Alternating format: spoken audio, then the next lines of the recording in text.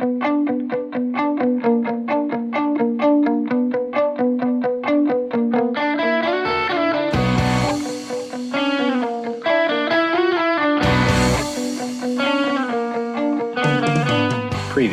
on Popping Collars. Oh, one of my favorite scenes is when Leo and the girls are on the hammock, and one of them goes, "Yeah, it gets better," and they all crack up. Yeah, okay, thanks. Yeah, I know. Well, that's the only way that moment would have worked if, like, 5 years from now, is if they left at it. Yeah.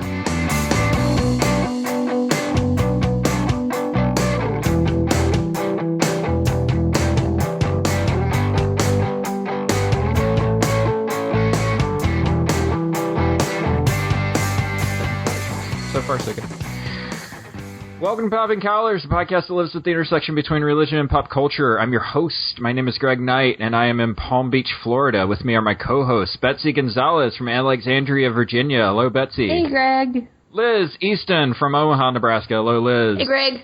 And our special guest this time is Martin Elfert from Spokane, Washington. Welcome back to the show, Martin. Hi, Greg. I've in fact moved to Portland since we spoke last. Oh, my gosh. Way to go, Okay. Greg.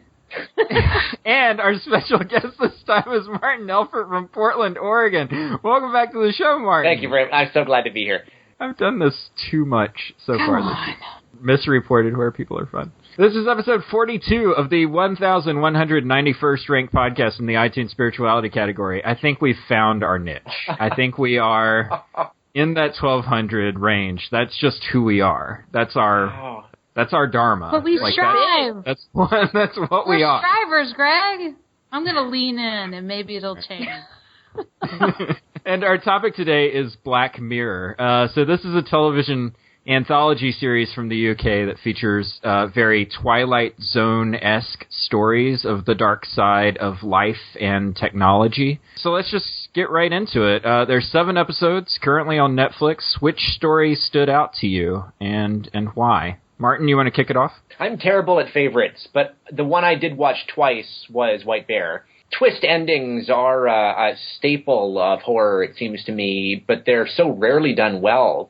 Often directors are trying too hard to have a satisfying twist ending, but I thought that one really worked. Shades of The Usual Suspects. It's a show that I needed to watch a second time in light of the conclusion. Over the course of that episode, there's this woman that's sort of being hunted, and people are just filming it on their phones, and it's this very weird kind of twist on the zombie story a little bit. Mm-hmm. Like, you just sort of see these people with their phones and kind of see them as mindless and stuff like that. And it made me think about how stories are told and how the perspective of the story affects how you see characters. Because you're with her in that moment. You're with her in her panic, only to realize that, surprise, maybe she's not quite the good guy. Right. Over the course of this story. And that's the thing, though. Like, who it is that we identify with, the experiences that we have influences so much of who we kind of root for. Mm-hmm. What about you, Betsy? Favorite episode? I've been drawn to, like, relationship-y things. So, like, the entire history of you.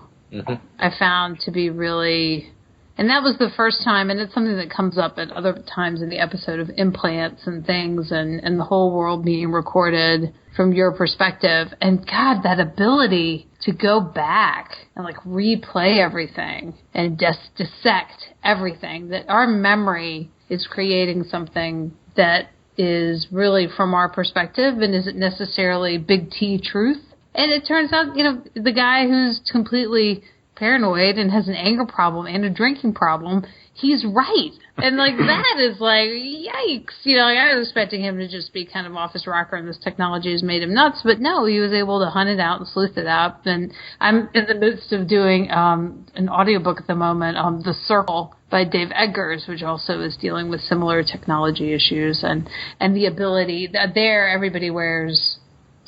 they get to this point where they have these little cameras that everybody can wear, and they call it, going clear, being transparent, essentially. And so politicians, like 90% of politicians at a certain point in the book are all wearing them. Because if you're not wearing them, then what are you up to? I've had the experience more than once of coming across a journal entry, my own journal entry from some time ago, or a letter I had written, which thoroughly contradicts my own memory. Mm-hmm. I don't like that experience very much, especially when I wrote a story in which I was a better person than the journal entry indicates.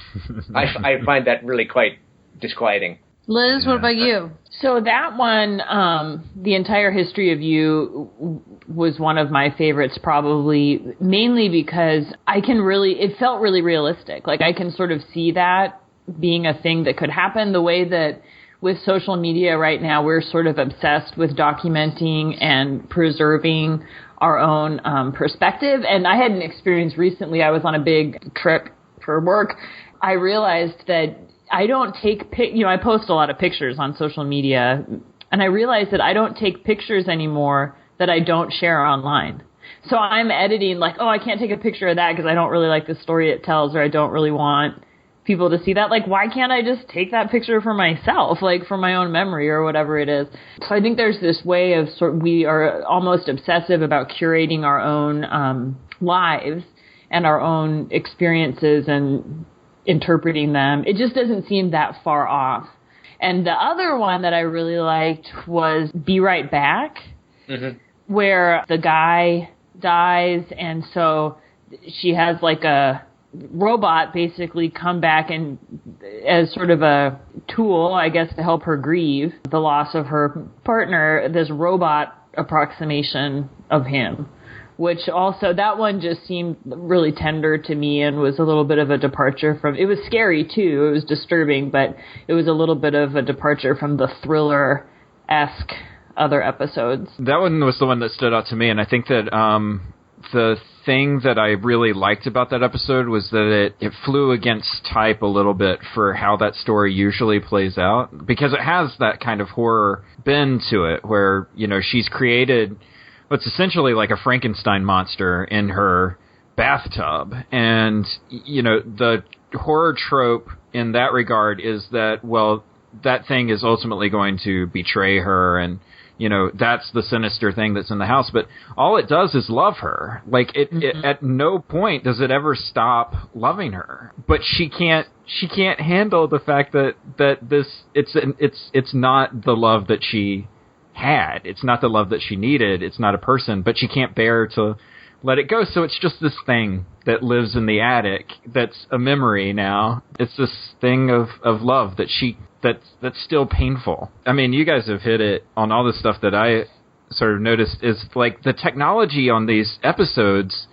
They're advanced technology, but they feel so close to where we are now that they feel relatable. And even the ones that are crazy, like the implants and being able to relive your memories and stuff, there's something about it that feels familiar somehow with what we're doing now, like sharing our personal lives, to the point that now, like, the thought of like sharing a scenario that happened to you earlier that day on television doesn't seem that far-fetched. At the end walk around with a GoPro on your head. Like, I have a Fitbit. I like it. I like knowing how much I slept last night and how many steps I walked. I also know that information now lives out there in the universe somewhere and can probably be accessed by people. What I don't like is when I find out about employers who require, for a reduction in insurance premiums or whatever, require their employees to wear them. It just seems like it's the shadow of a society where we're being and then I start thinking, like, I'm crazy. That is so paranoid. That's the thing that a paranoid person thinks. But it's disturbing. I think Brooker has said that the show is set 2 seconds in the future, that the world it's barely in the future, or it's an allegorical world for right now. Mm-hmm. But it's not by any means. It's not Blade Runner or 2001, which is really distant from where we are. So the first episode of Black Mirror is the Prime Minister episode with the pig, right? National Anthem. That's like the most famous one, I think. Like, that's the one that gets talked about on Twitter sometimes, especially whenever I see David Cameron trending on Twitter or Brexit. I know that there's going to be a Prime Minister and a pig like tweet at some point.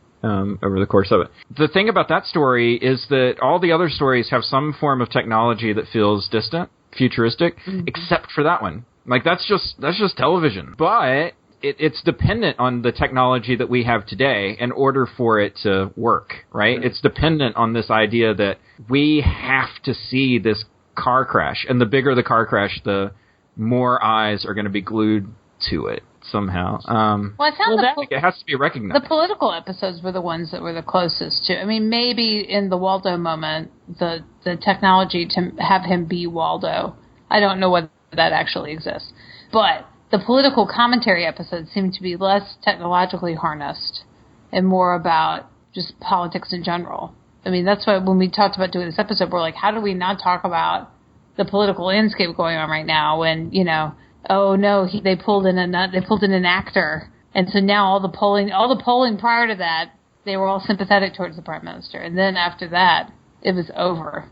The polls had no more sympathy for him anymore. Waldo calling out the political system and that sort of commentary on politics as circus, and you know that idea of, well, I'm just not going to stand for anything and screw you, you know, which at the moment in the U.S. feels like a lot of what's going on.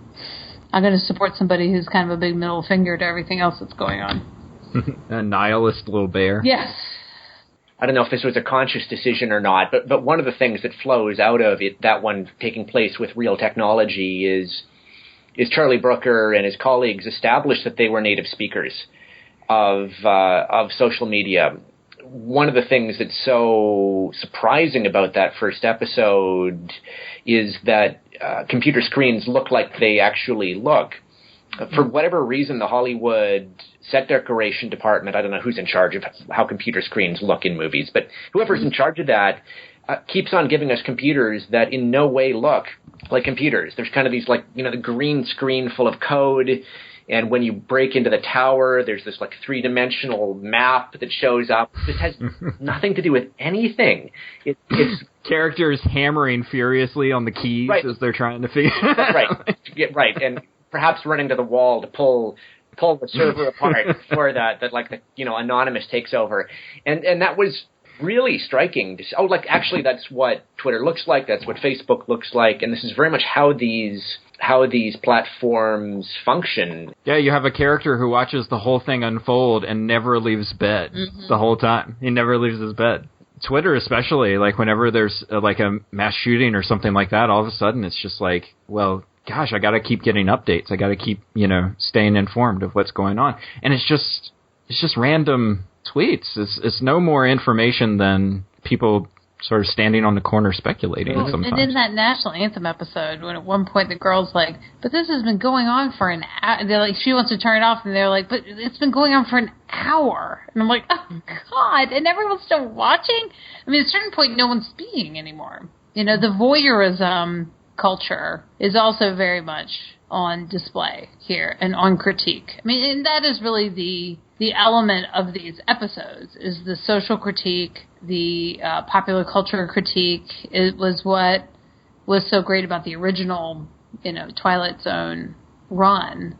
And I went looking it up because I'm like, okay, so what is Black Mirror? Arcade Fire also has a song named after this. So I went hunting, and here we can quote Wikipedia.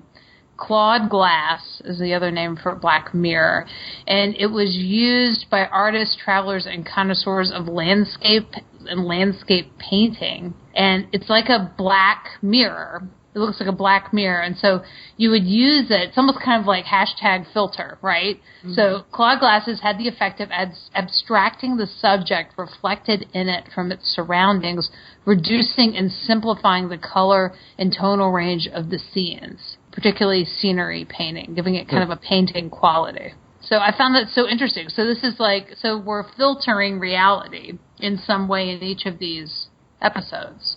We're filtering something that the filmmakers want to make a commentary on and looking at it in a very particular way. Yeah, and at the risk of stating the obvious, another meaning is this is every screen there is when the power is turned off.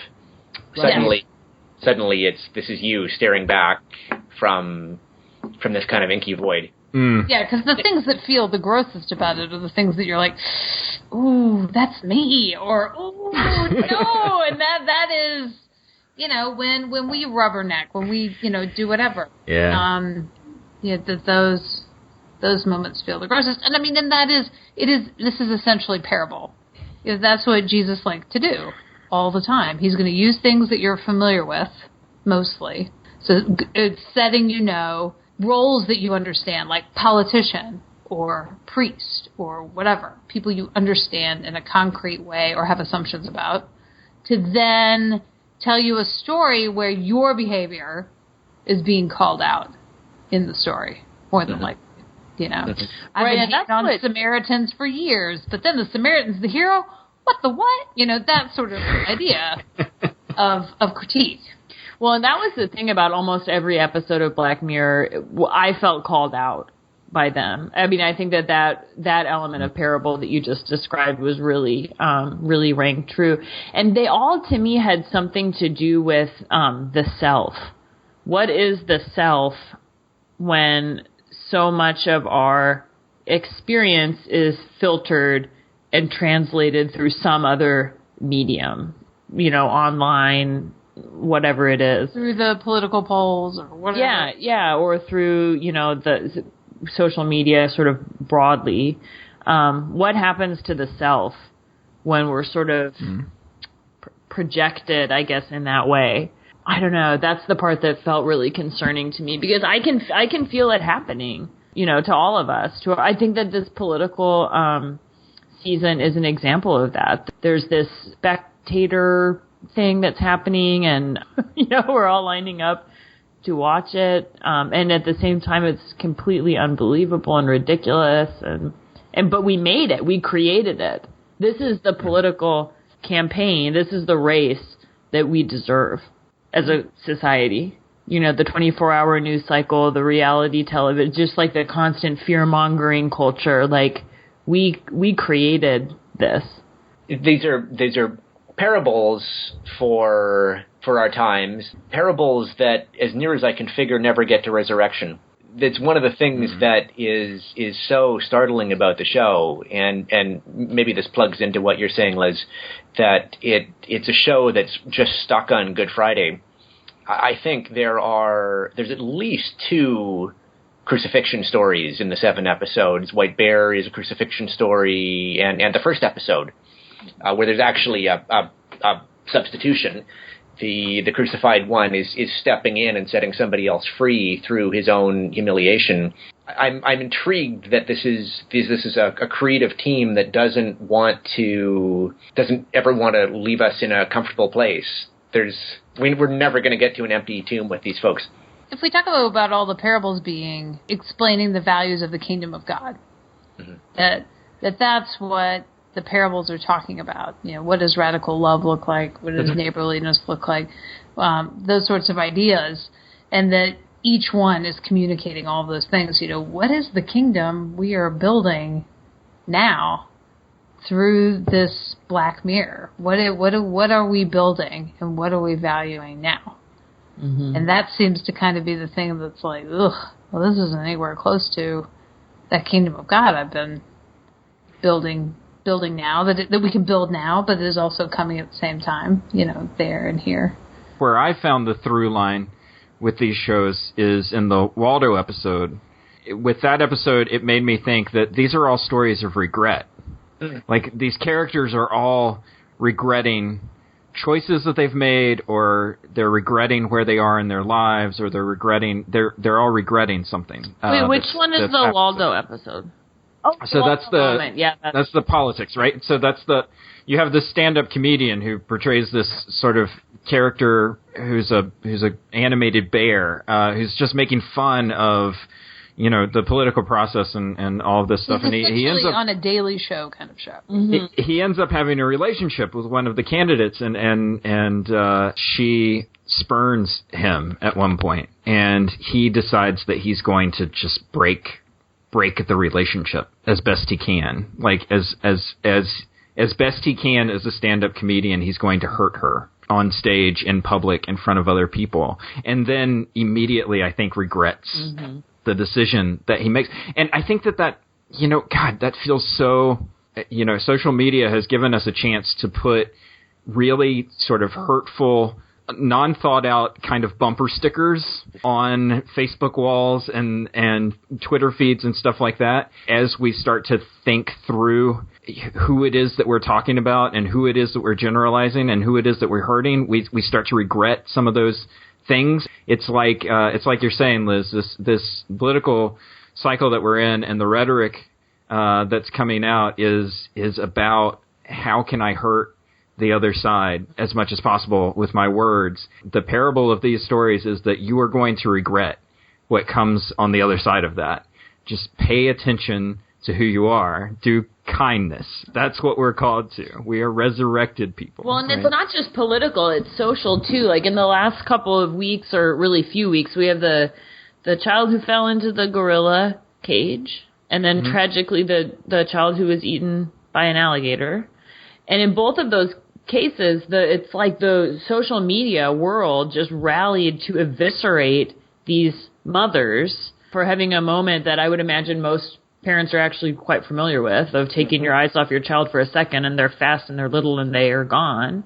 And it was just cruel. I mean, it moved very quickly to just absolute cruelty in the face of unspeakable grief. And all of that was facilitated by social media. It was like a lynch mob on the internet. And those are real things that have real lasting impacts on people, not just the individual parents who experience this, but then a culture surrounding parenting, particularly motherhood.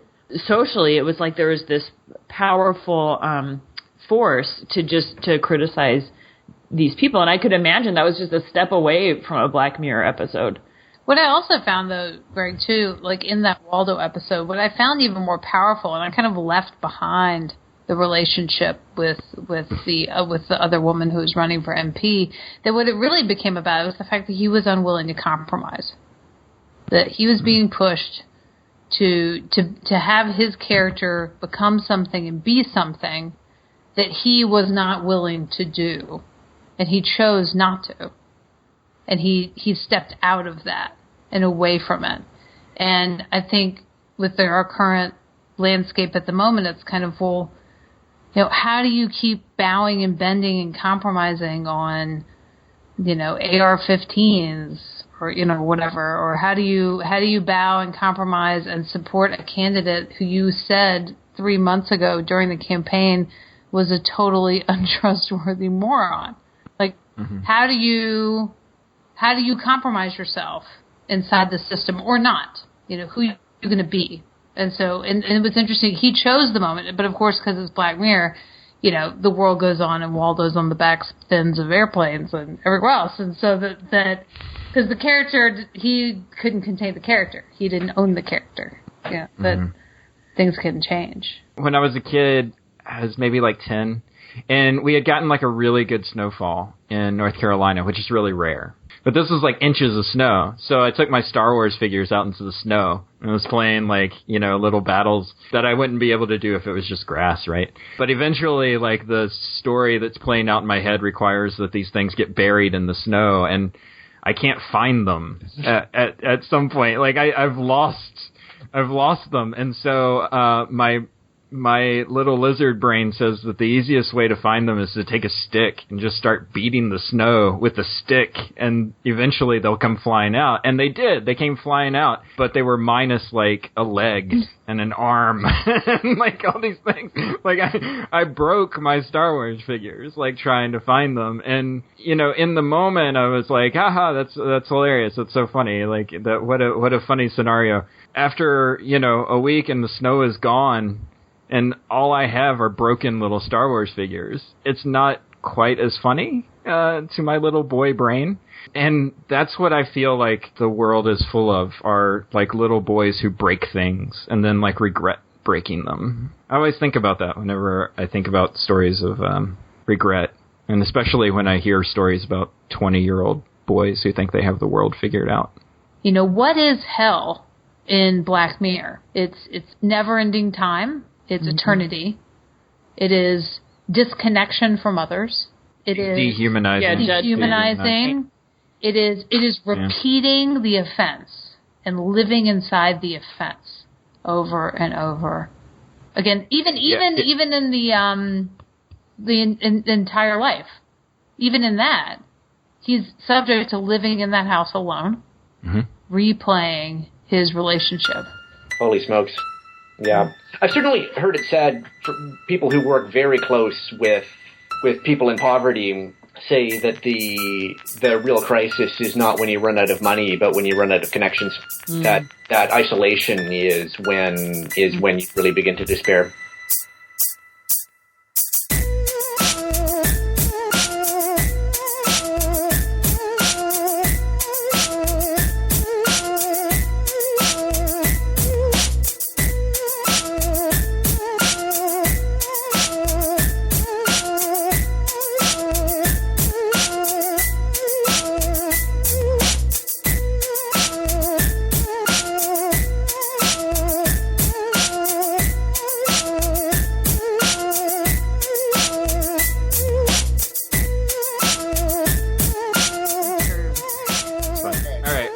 Plug our stuff. So, Martin, where are you? What are you doing? How can people find you on the intertubes in Portland? Well, I'm a priest at Grace Memorial Episcopal Church in beautiful northeast Portland. You can find us at grace-memorial.org.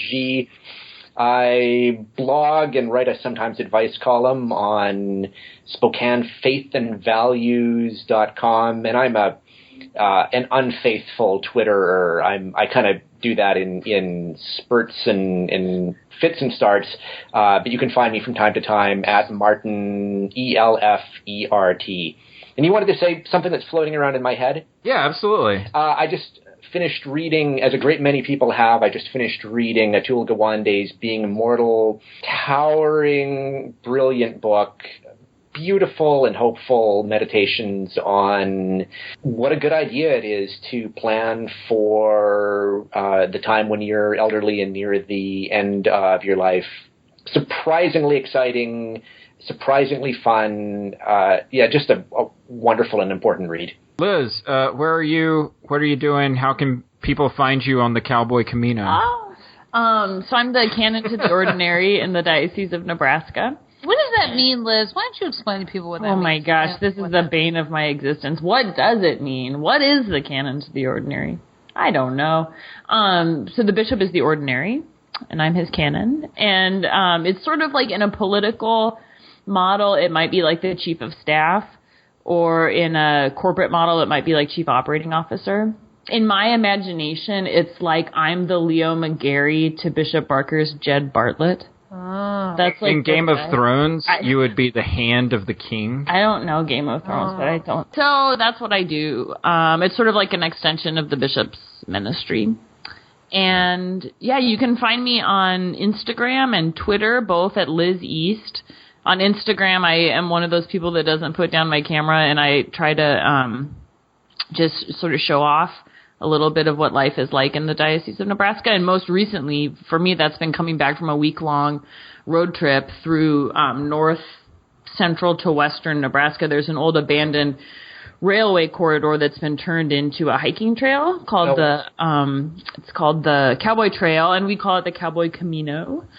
So we were visiting our churches along that trail, and it was just fantastic. It was a whole week with churches large and small, really hopeful, wonderful, exciting things happening, and then really hard, scary things in the midst of these small, shrinking communities. It was just sort of the whole 9 yards. So we spent a week on the road, a different church every day, and just spent time along the Cowboy Trail. So it was great, and there are some pictures of that on my Instagram. So our concerns last time we were all together were snake bites. Yeah. Dysentery, sure. Broken wagon wheel. Broken axle. Yeah. Ran out of ammo. Yep. Couldn't replace your ammo. None of those things happened. People behind. Oh, good. Mm-hmm. For us, for DioNeb standards, this was a pretty flawless road trip. There was no food poisoning. There was no automotive mishaps. It was pretty great. Betsy, where are you? What are you doing?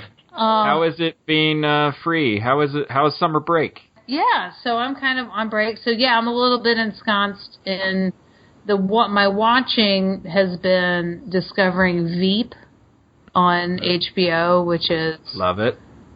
so hilarious. The first couple of episodes, I'm like, what is this show? It's not The West Wing. It's not. And then I was like, oh, they're all morons. Everybody's an idiot. And they're, the staff is going to screw up. She's going to screw up. How are they going to get themselves out of this? And I love it. I love it. I heard someone say that Veep was the most accurate towards Washington politics. Which is because frightening as hell. Because it was all people with inflated senses of self arguing about who has the right colored lanyard. Yes. At the end of the day, that's what it's all about. So that was I've been enjoying watching that. But then I'm reading City of Mirrors.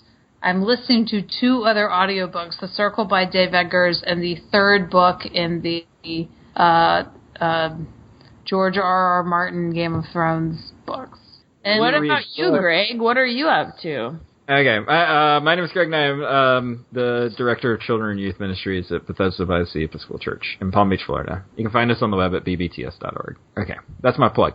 And then I am not a priest, but I read, too. Good for you. And so I read a book called Apostle, and then the subtitle is, what is it? A Trip Among the Tombs of the 12 or something like that. So it's this guy, his name's Tom Bissell, and he traveled around to all of the basilicas and cathedrals or whatever that claim to have the most pieces left of the original 12 apostles. Yeah, so it's like they had like a femur, or something, so they got to claim like St. Bartholomew, or something. So it's really cool because it's part travel journal, but he also kind of says, talks about like why, like what it is that this apostle did, like what mythology has come up around this apostle, and so it's part sort of textual criticism a little bit too, intermixed with like with just sort of stories about what happened to him while he was visiting these places. And he goes all over. He's in Toulouse, France. He's in Santiago, obviously, in Spain. He's in Kyrgyzstan. He's in India at one point. Like he's all over the world. Visiting these tombs of these apostles, and it's funny because he's not a person of faith. He's a lapsed Catholic. It's not a book about faith.